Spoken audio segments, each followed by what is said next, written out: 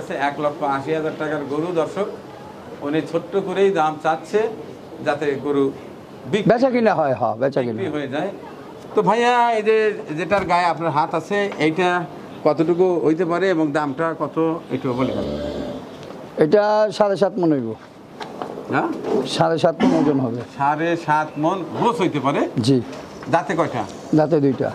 দুই দাঁতের এই চমৎকার গরুটি এটা নিলে আপনার 2,60,000 টাকা পড়বে। 2,60,000 টাকা এই গরুটার বিক্রয় মূল্য। জি। আচ্ছা ঠিক আছে, চমৎকার চমৎকার গরু। আর এই একটা আছে কালো কালো গরু, এটাও শাহিওয়াল। শাহিওয়াল, এটা খুব সুন্দর গরু, বেশ খুবই সুন্দর, উচ্চতা আছে। কথা বুঝছেন না? যা এটা যদি নেয় তাহলে এটা 2,40,000 টাকা বলবো। 2,40,000 টাকা হলে এই গরুটি পেয়ে যাচ্ছে। হ্যাঁ, আমি এগুলা সব একদমে বইলা দিতেছি একদম, কারণ আমি তো বিক্রি, আমার জিনিস আমি বিক্রি করব, আমি কিনে আনছি, আমি খরচ করছি, আমার বিভিন্ন দিকে তো একটা কষ্ট আছে।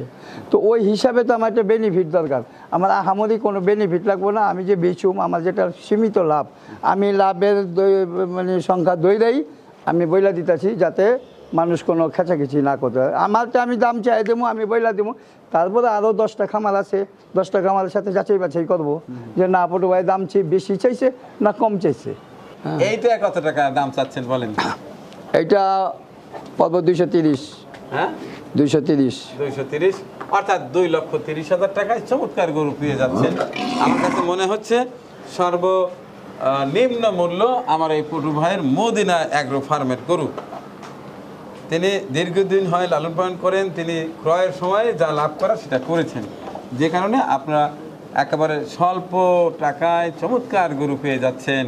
এখন যে গরুটা দেখছেন এটার মূল্য আমরা জেনে নেওয়ার চেষ্টা করব। তো ভাইয়া এই গরুটার দাম কত?